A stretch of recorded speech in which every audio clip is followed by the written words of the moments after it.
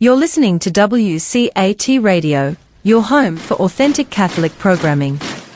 Everybody, welcome to Faith in Sport. I'm Dr. John Acquaviva. Welcome to the show, wherever, whenever, however you are joining us. This is Faith in Sport, where we apply our faith to all aspects of sports. So whether you are an athlete, a parent of an athlete, a grandparent of an athlete, a referee, administrator, however you're involved in sport at any level, this is the show where you can merge your Catholic faith with what you do on the field, on the court, however that is. You're listening to Radio Maria. Thank you for joining us today. Here's what we're going to do today. We're going to talk today's sports topics, including our hit or miss with Ed Billick, longtime friend of mine, and for years has been doing this show with me. He's going to join us in 1 minute. Part of that conversation with Ed, we're going to do the stat of the day. Normally, I wait till the end of the show to do the stat of the day. We're going to do it in that conversation with Ed. Special guest today is Heather Fink. She's one of the co-authors of the book Practical Applications in Sports Nutrition. But on top of that, we're going to talk sports nutrition and sports, but she's also a convert to the faith. And that's how we got together to do this show. We'll end up doing weekend headlines, and then I'll do the quick Q&A with Dr. A. Let's bring on our guest today. It's Ed Billick. Ed Billick, welcome back to Faith in Sport. How you doing today, brother? John, good afternoon to you, and good afternoon to all of these wonderful Radio Maria listeners. Guys, we always enjoy you tuning into us, and heck, we're getting ready to wrap up Advent, aren't we? Amazing, brother. This is the beginning of the fourth week of Advent, and the kids are home for the first time, and I am so glad, Ed, today it's not raining, because holy smokes, we were inside all day in that rain, and the kids are just bursting with Christmas energy, and they're outside today enjoying it. You wanted to say something about that? No, I just wanted to know what your choice of color was. The vestments yesterday, pink or rose or something in between? Well, it's pink to you and I, but to every priest out there, they don't want to make a mistake on that. They always say it's rose. It is not pink, but certainly it looks pink to us, doesn't it, brother? Yeah. Now, is there another time of the year? Is there a time in Lent when they wear that? Or is that just a one-time deal, I think? I think it is. They may wear pink or rose in Lent, but I don't think so. Well, it's supposed to be for joyfulness, so maybe during my funeral, I'll request they wear rose. Hey, listen, brother, I want to tell you this story about Heather Fink, the gal that's going to come on in the second half of the show. How do you spell her last name? Fink. As it sounds, okay. Okay, now she is the author, one of the authors of the textbook I use for sports nutrition, right? We refer to it every day. We read out of it literally every day in class, the sports nutrition book. And for a couple semesters now, I've had a specific question about something that we read that didn't quite make sense to me, and I thought was contrary to of what the literature says in this field. And so randomly, I said, I emailed her and I said, Heather, my name is John Acquaviva. This is unsolicited. I want to ask you about something on page such and such, right? And I asked her that question.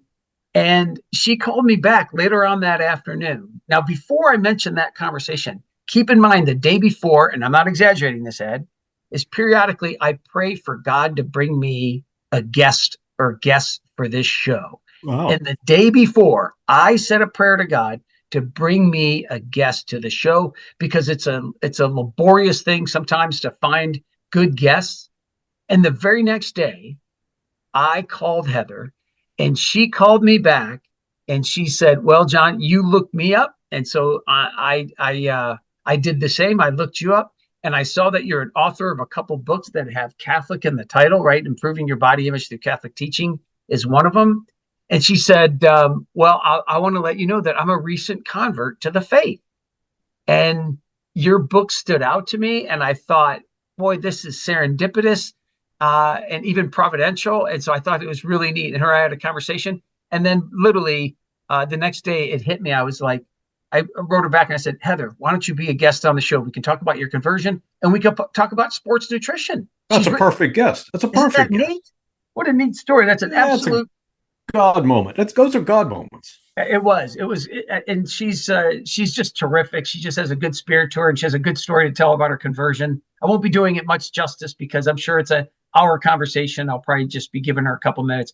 but I'm appreciative of her, and I felt that I found a new professional friend and a new Catholic friend. So Heather Fink, folks, she's going to be in the second half of the show. Let's move this along, Ed. But before we do that, I just want to remind everybody you're listening to Faith in Sport. I'm Dr. John Acquaviva. My special guest is Ed Billick. If you're just joining us, Ed and I are going to talk about our hit and miss. This is something that happened in the world of sport that we view as either positive or negative, something that touched us in particular that we want to share with you. As always, Ed, you go first. You have a hit or miss for us? Well, I got a double hit. Let's hear it. I like double hits. Yesterday I went to mass twice. I did a Let's Play 2. It was a double hit. Now, why did you go to mass twice? Well, I lectured at 7:30. Got it. And then at 9:00, I was front row seat because then after communion, my wife and I were there, my daughter, her husband, and the other little grandson. Well, little Dylan sang with about, 15, 20 other little kids. Jesus is Coming right up on the altar after communion, and we had front row seats.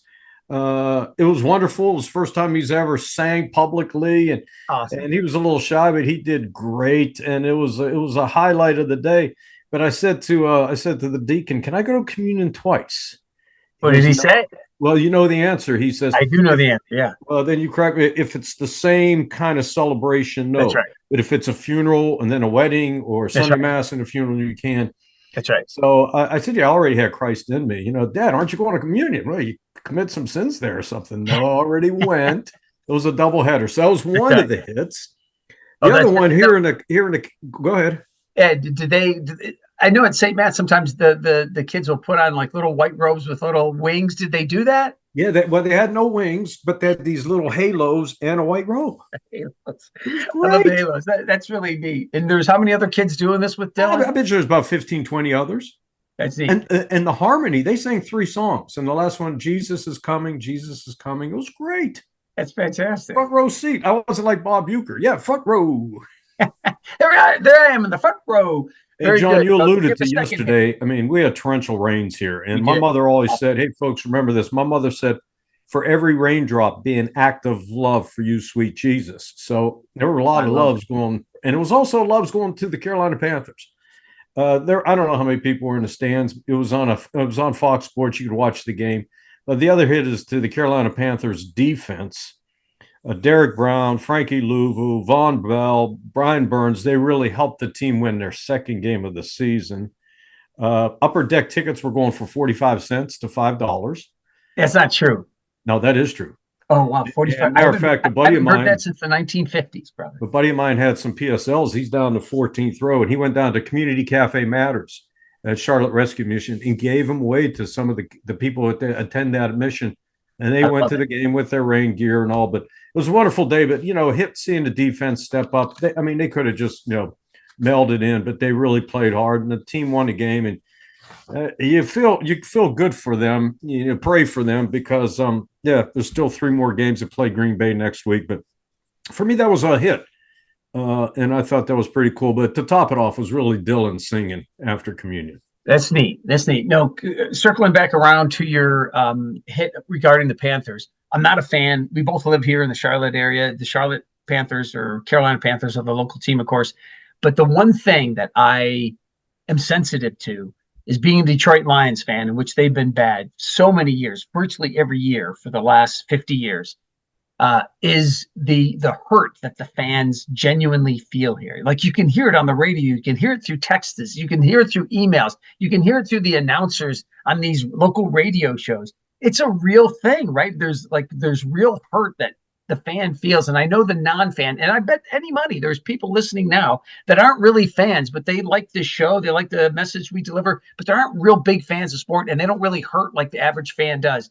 But the Panther fans, brother, they have been hurting. And I like that from that angle of a hit that some good news came their way, right? Well, let's get you up on get up and do a little sermon here real quick. Give us a 30-second. You can't allow your Michigan Wolverines, their wins or losses, to affect your mood and how you treat others. But you can't allow those teams to put you in a depressed state. You should always be happy that the Lord God loves you regardless. Of course, that's a great message you just delivered. I know, folks, I wish you could see Ed right now. He's laughing, kind of like making fun of himself and making fun of me. But no, that's true. And that's the one thing that everybody knows is that, especially as they age and as they take a step back, it's put into perspective. But we can't turn that off sometimes. It's truly hard to be, Ed, a serious fan of a team, yet not have it impact your emotional state when they lose, especially when they lose a heartbreaker or when they're having an awful year. All right, so let's move on from that. I want to get to my hit of the week. Last weekend was the Army-Navy game. And just to bring people up to pace on that football game, a long-standing, over 100 years tradition of them playing for decades now. It's been the very last game of the year. In fact, just a couple years ago, it was played on the very last weekend of everybody else's games. But now what they've done is they've moved it past the regular season of college football, beyond the conference games, which are the next week, the conference championship games. And so it's kind of like put the spotlight. In fact, the only game that's played, other than like small Division I playoffs, is this Army-Navy game. And I was watching it. My son and I were watching it. And I kind of had in the background, I think I was cleaning at the time, cleaning the kitchen, something like that. But I liked the fact that they asked everybody to stand that was in attendance. And they said, we're going to have an invocation and we're going to ask everybody to remain standing through the national anthem. I'm going to make some commentary. I'd love your commentary. Let me go to a part of this prayer just to give everybody an idea of how this sounded. Okay, Ed. So that was just a snippet of this prayer. And I love what he did, of course. He put it in perspective. This chaplain in the United States Navy started with saying, this is a game. We are warriors on the field, but tomorrow we're going to be warriors together in this fight against evil, and which he kind of included in that. And then he went on for another actually minute or so. And the reason I'm making it a hit is maybe it's really obvious to the listener, brother, and that is God is not dead. God is still revered. God is respected and loved, and his name is invoked at these public occurrences, and in particular, this game between Army and Navy, which is a big football spectacle. And I just love the fact that it invoked God's name in something that is far more important than this football game, and that is these group of individuals, both in the stands and on the field, that come together to defend this country. And he's asking them to help us defend this great country. And I just love the fact that his name was invoked. I thought it was tremendous. I would think a lot of these soldiers, most of them are well grounded. Yeah. They make very good lifelong decisions, or will make lifelong decisions. And I think they got to be grounded in something else than the culture that is out there. And so my guess is they're grounded spiritually, whether Christian or what other faiths, but I would think they're faithful people, and they wanted this and appreciated it. And I think a lot of them probably share your thoughts on this big hit of yours here. I tell you what I'm going to do. I'm going to download that. I'll send you the MP3 if you want it, but I'm going to keep that. That's pretty special. I'll clean up. I won't play the national anthem, but the prayer is really special.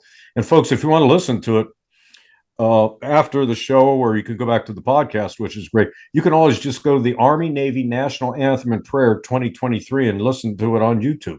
On YouTube, that's right. Very good. I appreciate that. Folks, you're listening to Radio Maria. This is Faith and Sport. I'm Dr. John Acquaviva, being joined here, as virtually every week I am, on the show by Ed Billick, longtime friend, longtime radio voice here in the Charlotte area on another station. And him and I come together regularly to bring sport and faith to you, just to show that there is a direct connection, just as our Pope intended when St. John Paul II, back in 2004, created what's called the Office of Church and Sport. And so I'm playing off his desire to make sure that people see a connection between the world of sport and our Christian Catholic faith. And that's what we try to do through the show. So thank you for joining us wherever, whenever, and however you are joining us. Ed, there's always a lot more to say about that national anthem and that prayer, I should say, before the national anthem, that Army-Navy game. But I agree, people can kind of create their own thoughts and own thoughts of appreciation if they go to YouTube and just put in Army Navy prayer 2023, and you can hear the thing in its entirety, the prayer in its entirety. One of the other things I wanted to talk about, switching gears, brother, is something happened in the NBA that needs a little bit of attention, and that is this player for the Golden State Warriors by the name of Draymond Green. He hit another player in the face that plays for the Phoenix Suns. And the amazing thing was, Ed, is this wasn't just not the first time he didn't do this. This was first of many technical fouls that he got. In this case, it wasn't necessarily egregious. It's just that it's happened so many times, Ed, that they gave him an indefinite suspension. You rarely hear that in sport, right? Just to make sure that the listener knows exactly who this individual is. And I know he's not totally known for this, but this is certainly just one of the major factors in which he is known, in which the NBA is known. Listen to this. He's had 163 technical fouls, 19 flagrant fouls, 17 ejections, and roughly $1.4 million in fines. That's more money than almost everybody listening will make in a lifetime. And this gentleman has been fined that amount. The reason I'm bringing this up, this is definitely a hit or a miss for the week in the world of hit and misses, because it's one thing for him to keep doing this. It's one thing for him to do this a few times, but this has now gotten to the point where I'm frustrated with the leadership. Steph Curry is supposed to be the leader on that team. And I want to challenge him on this radio station. What are you saying to Draymond Green? He's bringing scandal to the team. He's bringing scandal to the sport. He's bringing scandal to sport itself, is Draymond Green. What is the commissioner, Adam Silver, saying to this gentleman? What's the coach of the Warriors saying, Steve Kerr? What's he saying? And I'm not alluding to the fact that they're not saying anything. They could be begging this guy. They could be pleading. They could be praying with him that he gets more discipline and doesn't act in this manner. But what I'm doing is I'm calling out all leaders, regardless whether it's at work or on a team, whatever the case is, to address behavior like this, Ed, and then do what you can that is in respect of the situation, in respect of that individual, to keep this from happening again. What say you? I'm thinking I'm in the workplace. You're in the workplace, and I pop you and knock you out. Guess who's out the door, never coming back in? Me. That's a good point. That's a really one flagrant foul. I mean, all the money that he's been fined, he needs help. He needs a lot of help. He doesn't understand. He doesn't get the message. Who knows what psychological demons he has? But back to your point, the league's tolerance of this is amazing. You know, I go to the whole load management thing. I go to the whole pacifying the players' egos. It turns off a lot of the fans. And this is just another example. And I remember last time he got suspended, the one of the broadcasters said, "Yeah, this is not the first time. It's going to happen again. Right. It'll happen again. It'll happen again." And they're very right, because there's something in his nature. He ought not to be playing professional sports with that problem he has, and yet it's a blenishment on the league. It's a blenishment on the team, the Warriors. Yeah, they're a big time team. I don't know. I think their days have passed them, but that doesn't matter. And it's a blemish on the commissioner. I mean, you cannot allow that kind of behavior to go on anywhere. Back to my workplace. Anyone in a workplace would do that, they'd be out the door. Let me make another point here, brother, before we finish up our conversation.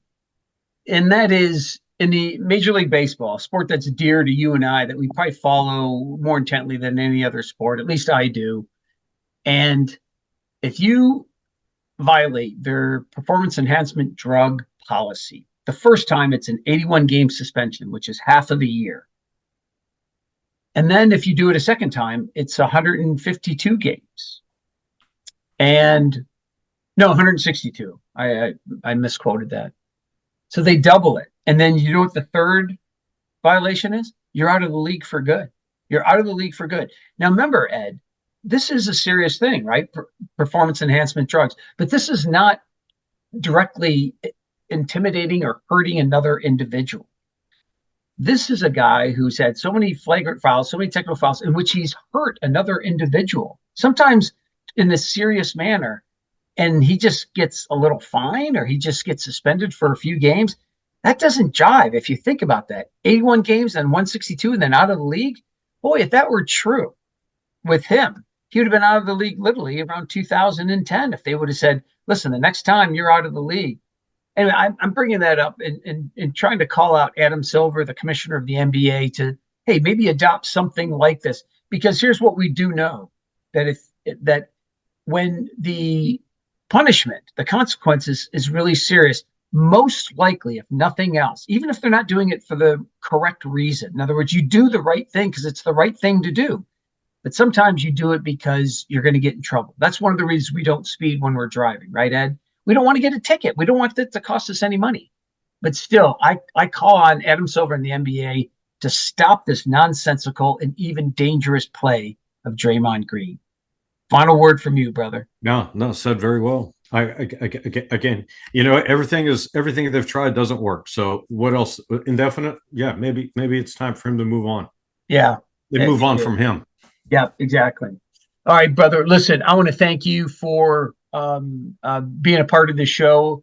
As always, you bring a certain energy, you bring a certain wisdom to our conversation. I want to thank you very much for being a part of the show. Listen, brother, have a good last week of Advent, and I hope you have a good Christmas. Yeah, and for all our listeners, Merry Christmas to all you guys. Enjoy the new year. Blessings to all of you, and we'll talk to you again soon. John, thanks for having me. You got it, buddy. We'll talk soon. Well, there you go, folks. It's Ed Billick here on Faith in Sport. And I extend those wishes from Ed. I hope you guys have a good rest of Advent and have a good Christmas. We got a second half of the show coming up. We have Heather Fink. She's an author of a book on sports nutrition. She's also a convert to the faith. So I'm going to have a dual conversation with her about both of those issues. And then we're going to end the show with weekend headlines and the quick Q&A with Dr. A. In fact, the quick Q&A, give you a little bit of insight, has to do with the holy or the obligation of Sunday Mass. And that will fit in really well with what's coming up this weekend, right? Because Christmas is on a Monday and the Holy Day of Obligation Sunday is just the day before. So how will we handle that as faithful Catholics? All right, folks. We have more to come here on Faith in Sport. Stay tuned. We'll be right back in just a couple minutes. Okay, folks, welcome back to Faith in Sport here on Radio Maria. I'm Dr. John Acquaviva. Thank you for joining us on the show today, wherever, whenever, however you are tuning us in today. Our guest in 1 minute is Heather Fink. She's a co-author of the book Practical Applications in Sports Nutrition. She's an author of another book. If we have time, we're going to get to that. But she's also a convert to the faith. And I'm going to retell that story about how her and I came together for her to be on the show today. But first, listen, folks, if there's a coach in your town, if there's a administrator, a referee, an athlete, somebody who really lives their faith and is involved in sports somehow, but they have an interesting or neat story to tell, email me or tweet me. And I'm always on the outlook for, to get somebody on here that tells an interesting story. I want to get people on here that are faithful, but are also dedicated in some way to the world of sport. So please contact me if there's somebody that you think would be a good addition to this show. There's one of two ways. You can email me, faithandsport@wingate.edu. That's AND in there. So faithandsport@wingate.edu. Or you can tweet me at j.acquaviva1. That's the number 1, j.acquaviva1. All right, let's bring on my guest. She's Heather Fink. She is the author of the textbook that I use in the class I teach on sports nutrition. In fact, it's called Practical Applications in Sports Nutrition. Heather Fink, welcome to Faith in Sport. Thank you for having me. Now, Heather, I'm going to retell the story. I told it in the first couple minutes, and I said, folks, you have to hear about how I came across Heather and how ultimately it came to fruition that you're on this show. Okay, so there was a particular day early this fall in which I said a prayer for this show, and I said, God, please bring me some good guests for the show. Now, Heather, you don't know this about me. You don't know this about the show probably, but I've been doing this for about 6 years now, right? With Radio Maria and some other affiliates and so forth. But it's hard sometimes to find really good, interesting guests. And the day before I emailed you, I said a prayer that I said, God, please bring me a guest or two for the future of this show. And then, folks, what happened was there was a question that I had that was in this textbook that I use that Heather has co-written with another colleague. And so I just said, I have this question. I'm going to finally email one of those authors. So, Heather, I think your name is first on the list of authors. Is that correct? Okay. So I just go, correct. I'm going to email the big wig here. And I asked you the question. And to tell the truth, I can't remember what the question was. And you called me back. I left a message with you, and you called me back and you said, well, listen, you looked me up to ask the question. And I also looked you up, John. And I found out that you have written a couple books having directly to do with the Catholic faith. In fact, one of them is called Improving Your Body Image Through Catholic Teaching. And you shared with me that you are a convert. And I want to thank you so much first of all, for calling me back, because there's a lot of people that like you that are so busy. You're like, you don't have time for people like Dr. Acquaviva. But I appreciate that. And then you and I just started talking far more about our faith than we did about nutrition and sports nutrition. So I want to have a two-part conversation. I want to talk to you about your conversion. I want to talk to you about the faith, and then we'll eventually get into something that is far less important called sports nutrition. But I thought you were a perfect guest, and you were a prayer answered. So thank you for being on the show. And let's start with your conversion. Now, your husband is Catholic, correct, Heather? That is correct. Now, did you remind me of the story? Did you actually started the conversion process prior to your engagement to him? Or tell me that story again. That is correct. So my now husband, Dave, and I had been dating. We'd been dating for about a year. Okay. And so things were starting to, develop and maybe get more serious. And Dave brought up the very important topic of that we were not on the same page spiritually, and that he comes from a very strong Catholic family. It was very important to him. And I was not Catholic. And at the time I said, oh, okay, well, great. I'll be Catholic. And you're a pushover. Well, to give you some background, I was baptized in a Presbyterian church, grew up in a congregational church, but then during college, I don't know, I would go to a Lutheran, I would go to a Methodist. I suppose in my mind, they were all the same. I realize now that there are differences, but at the time, they were all the same. So when Dave posed that question to me and I said, sure, what the heck? Maybe I didn't quite know what I was saying yes to, but boy, am I glad that I said yes. That is awesome. And tell me something, like you went through RCIA with your local parish? Yeah. So then I went through RCIA and became Catholic, but we didn't get engaged for a couple more years. I would never turn back from being Catholic. I love it so much. But so we started our marriage with us both being Catholic, and I am so grateful for that because I do see now why it's so important. Oh yeah, yeah. You were you like, let's say somebody were to come to you when you're 18 or 20 years old, right? You're in college, you're a young college student, and they said, in the future, you're going to be Catholic. What would you have said to them? I probably would have said, how could that be? Yeah. It just was not on my radar at all. Yeah. It never was a consideration prior to that invitation from Dave. Yeah. Were you like this? This is, there was a girl that I was, for months, I was interested in dating. This is before my wife, years before I met my wife, Alicia. And she had told me she was Catholic, and that drew me a little more toward her. I thought she was interesting. She was pretty as can be. She had all these great traits. And I finally said, let's go out on a date. We've kind of been friends, but let's go out on a date. And she said, absolutely.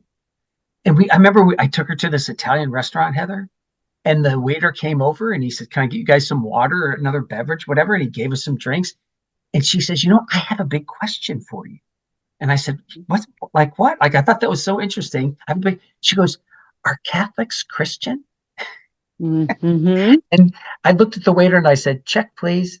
I was so shocked that she didn't know the answer to that question. But then I realized that she was a cradle Catholic, but she didn't really delve into, she didn't really understand her faith that well. So let me ask you, what's something, maybe even recently over the last couple of years, where you found out something about what the church teaches, like a tradition, that you just said to yourself, boy, is that beautiful. Can you share something like that with us? What drew you into the faith, and what continues to draw you into the faith?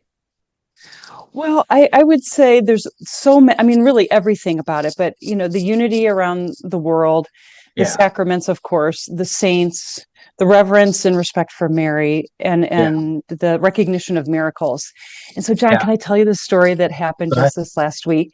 Go ahead. Okay, so one of the things that I have learned about being Catholic is, of course, about how important Mary is, and this idea of doing a consecration to Mary. And so I have been doing that for several years now. And I do it twice a year with two different books because I love it so much. Yeah. But the second one that I've started doing is called the Mary's Mantle Consecration. And this is, I think, the second year I've done it. The consecration day was just last week for me on Our Lady of Guadalupe. Awesome. I went to Mass. I did my consecration prayer. I came home. I walked into our garage. And right before I was to walk up the stairs, I looked down. And John, there was a miraculous medal on the floor of our garage. That is not mine. It's not my husband's. Interesting. It's this old, rusted, beat up, miraculous medal that just appeared on the floor. Isn't that amazing? See, to me, I love those little, what I call God winks, little things that happen that just make you feel so connected with the faith and just are, to me, so amazing. I love it. Yeah, no, that is neat. I've shared it on this show before, and this goes directly with that little story. And it's just one of the greatest sayings ever. For those who don't believe, no explanation is possible. For those who believe, no explanation is necessary. Right? That's right. That's right. That is awesome. And it's interesting you mentioned the consecration, because we have 5 kids, and we just, for the second time, did a consecration to Mary, and we finished it on the first day of Advent. So we just recently finished that. So I can appreciate that. And people ask me, they've asked me before, they're like, why are you Catholic? And I go, well, how much time do you have? But if it's less than a minute, I just say it's because of 3 things. I said this unity in the belief that the Eucharist is God's body and blood, right? Jesus' body and blood. So the second thing is the sacrament of confession. I think that's the most beautiful of all the sacraments next to the Eucharist. And the third thing I always say is the devotion to Mary. So I think it's sort of, I'm with you. I think it's a terrific, and it's completely unique to the faith of Catholicism. And I know something that truly kind of befuddles and it confuses non-Catholics, but they're going to have to be like you and come to Catholicism to really understand that. So, folks, you're listening to Faith in Sport. I'm Dr. John Acquaviva. My guest today here on Radio Maria is Heather Fink. She's a convert to the faith, but I met her because she is the author of the textbook that I use in sports nutrition. I've been using this for over 15 years or close to that. Heather, what was the first edition of this textbook? When was it published, you mean? Yeah, in 2006. Okay. And it was right after that. I think in 2009, I started using it for the class I teach in sports nutrition. We have a couple minutes left. So I wanted to talk to you about this as well, because I know that people listening, they want to know about things of the faith, but they also want to know about nutrition. And you probably get cornered to every event you go to. If you're at like a Christmas party or some type of gathering, do people corner you all the time and go, I want to know what you know? Yes, I think nutrition is a hot topic. There's a lot of confusion and a lot of frustration. So yes, I do get a lot of questions. And, I always tease my, because I teach exercise science, of course, right? And by the way, you and I have something in common. We're both certified exercise physiologists through ACSM. So double thumbs up to you on that. Way to go. when I go to a gathering, or even it's just a one-on-one conversation, it's always in this order, Heather. Always. People want to know about injuries, right? They think I'm a physician of some sort and I can take care of their injuries. And I always go, I don't know anything about your ankle. Like I can, I took a class as an undergrad. And the second thing, they want to know about weight loss. And then third, way down the list, way a deep third, is they want to know about exercise science, something about exercise prescription. So basically what I'm saying is I feel sorry for you, because all the questions that must come your way about nutrition and so forth. But what's something that you can share with our listeners that is a really big misconception? And with, just kind of keeping it simple, what's something that is a major misconception that you can address in this conversation? Yeah. And I know there's a lot. I would say the most common question I get is, Heather, what do I do? That people are really confused about which direction to go, which diet to follow. Yeah. And I guess my biggest tip would be that we must find something that's individual for the person. I think part of our frustration with nutrition is we keep trying to find one way for everyone to eat that's going to solve all of our problems, and that will never happen. And so if people can realize that nutrition just needs to be all about them, about their goals, their health, their objectives, versus what their friend is doing or a family member or a coach told them or whatever it might be, that all those individuals have good intentions, but the reality is that it's probably not just some structured diet, and it's not what everyone else is doing. It needs to be specific for you. Very good. What's something else that's on that list that is maybe more specific? Like, trying to think of like maybe something about fats or carbohydrates. What's another misconception that's a little more particular that you like to address, and that maybe is something that's on people's minds? Well, there's two things that I tell everyone that I work with. The first thing is to try to get 3 different food groups per meal, which sounds so basic.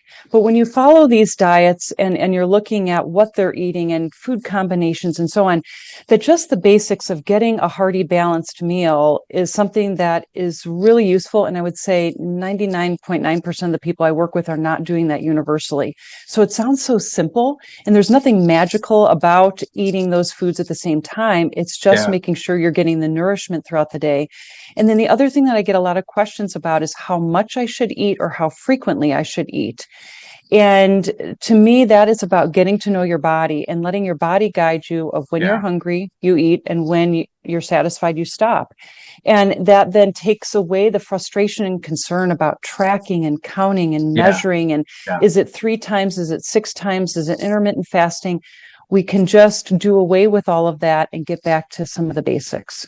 I like that. So just to clarify and review what you just said, so there's no right or wrong if somebody wants to eat 2 times per day versus another person that wants to eat 6 times per day. As long as they're eating a balanced diet, right, from the variety of nutrients, along with the fact that they're listening to their body when it's full. Is that fair to say? That some people may eat 2 times a day and other people may eat 6, and they're both doing the right thing for them? That could be. I do find that I generally recommend at least 3 balanced meals a day, breakfast, lunch, and dinner. That could be at different times of the day. It doesn't have to be at the traditional American 8, noon, 6, or whatever, So, but I think if we go less than 3 times a day, chances are we're not getting enough of something. But it doesn't have to be structured 6 times a day. So between 3 and 6, I'll say, is where probably most people fall. I like that. Very good. Listen, you have done such a good job with this book, and I want to drive people to your website. So I want you to mention your website here in a second. But this is a Catholic show. This is a Christian show. And so the last thing I'm going to do is not tell the truth on the air. Virtually every day, I teach sports nutrition every semester, Heather, and every day we read from your book. And I found that a good teaching tool. I'll say, let's read the second paragraph on page 138, in which they talk about this or that. And I think you guys did a great job with that book. And I want to congratulate you on that, because it's the best book I've ever found. And I use it semester after semester. And please don't ever stop publishing it. It'll ruin my day, because then I'll have to change all my lectures. Heather, drive us to your website. What's the name of your website, and what do you hope to accomplish through that website if somebody comes and visits that? So my website is nutritionwellnesssolutions.org. And that tells about my background and about how I can help individuals with their nutrition. And if they are not in the state of Indiana, which you are, are you open to having like Zoom meetings with them if it can't be a one-on-one meeting, or is it only personal one-on-one meetings? So it depends on the state to which they reside. There are some licensure laws that would prevent me from working with individuals in certain states, but I am licensed in different states, and there are some states that don't have regulations that we have some flexibility. But even if a person contacts me and we're not able to work together, then I can at least give them some guidance of how they might find someone locally that could help them with what their goals are. That's interesting. I didn't know that about the state-to-state thing. Listen, this always happens with good guests. Even before the conversation's over, I'm like, I have to have her on again. I have to have him on again because there's so much more to talk about. But if nothing else, Heather, one of the reasons I want to have you on again is I want to spend at least 5 minutes helping people understand the difference between a nutritionist and a dietitian. We don't have time for that today, but I'm going to get to that because I know that's a big thing for all RDs. But thank you. I want you to continue to be a witness to our Catholic faith. You're wonderful with that. And thank you for what you've done for me and people in the world of dietetics. And listen, have a good Advent and have a good Christmas. And we're going to talk soon, okay? I'll look forward to it. Okay. Thank you, Heather. Good stuff. Okay. Merry Christmas, John. You too.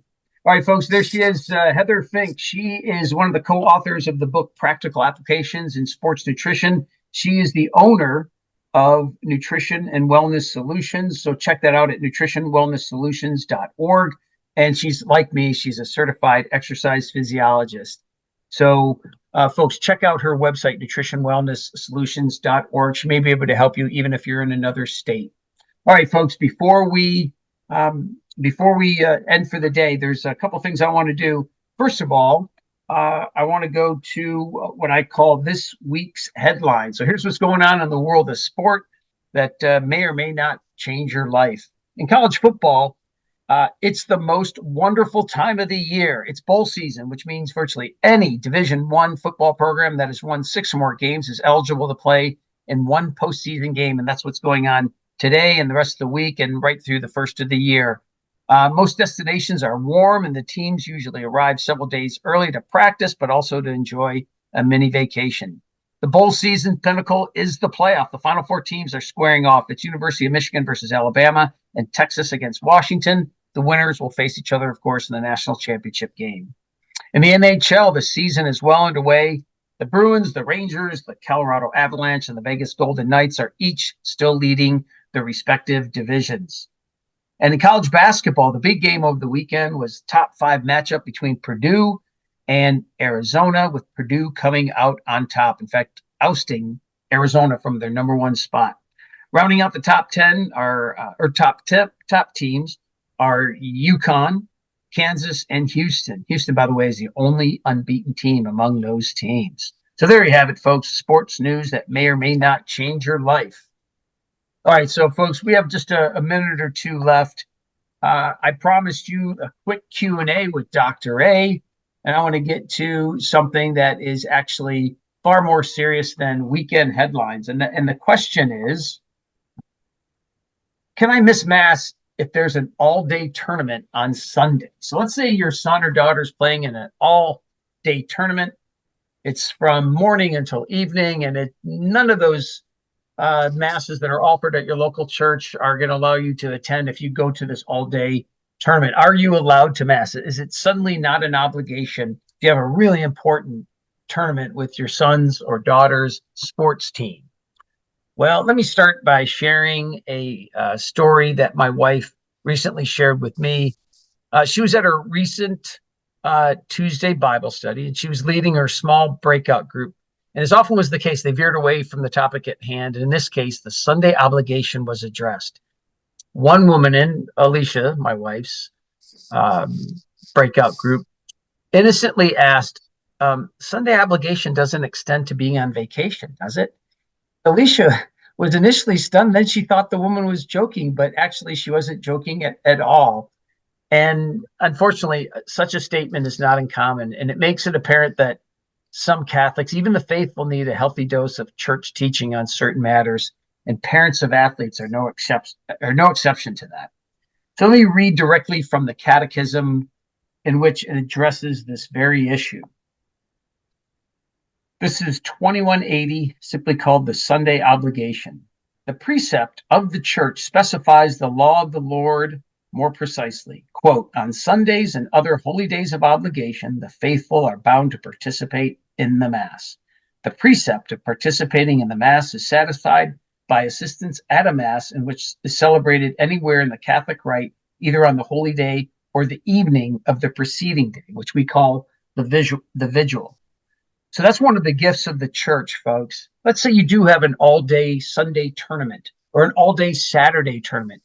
If it's a Saturday tournament, you can go to Mass the next day. If it's on a Sunday that you need to plan with your family, nothing is going to deter your kids and your family from going to Mass when they get to those ages when they're on their own, than if you in that leadership role as the mom or dad do not go to Mass just because there's a slight inconvenience. Is it important to your family life or not? If it is, you find an alternative. If you have an all-day Sunday commitment, if you're traveling all day Sunday, if you're on vacation on a Sunday, you make extra effort to find Mass. Take your kids to Mass. Take your family to Mass. Show them that it is a priority for your faith. And remember, although it's called an obligation, the way we should think of this in our hearts and in our minds is we get to go to Mass. This is a blessing. And I'm going to leave this topic on this note. I do not remember the name of this person, but they were a non-Catholic. And they said, it's amazing to me that if Catholics truly believe that's the body and blood of their Lord, that they wouldn't go running to Mass and walk up to that altar basically on their knees in reverence and in gratitude that they are about to receive what they call their Lord. I thought that was such an interesting comment. And sometimes we just take it for granted. And if there's something that kind of is just a slight blocking of us attending that Sunday Mass, that we skip it. And we should see it as a huge point of gratitude. And we never, ever forget the Eucharist, translated from the Greek, means giving thanks. And we have so much to be thankful for, almost each and every one of us that is listening to this show. So I want you to walk away from the show. I want you to walk away from every Mass. I want you to go to bed every night thanking God for what we have. And for me, it's my family. And for me, it's this show. But more than anything, it's this relationship I've developed to God through the Catholic faith. Let's be more grateful to that faith. All right, folks, as always, I end with a quote on sport from a pope. And this is from St. John Paul II, in which he said, when sports are played and understood in the right way, they are an extraordinary expression of a person's best inner energies and of his ability to overcome the difficulties of competition. Well said, John Paul II. Okay, before we go, folks, a special thank you to Ed Billick and author Heather Fink for joining me on the show today. I'm Dr. John Acquaviva. Please join us next time here on Radio Maria for more faith in sport.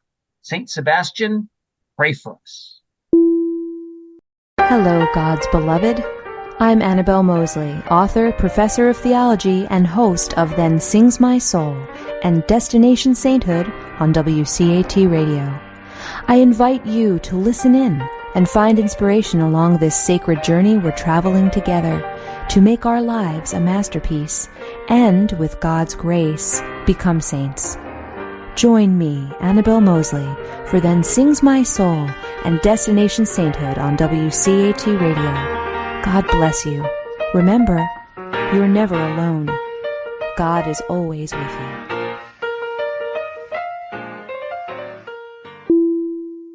Thank you for listening to a production of WCAT Radio. Please join us in our mission of evangelization.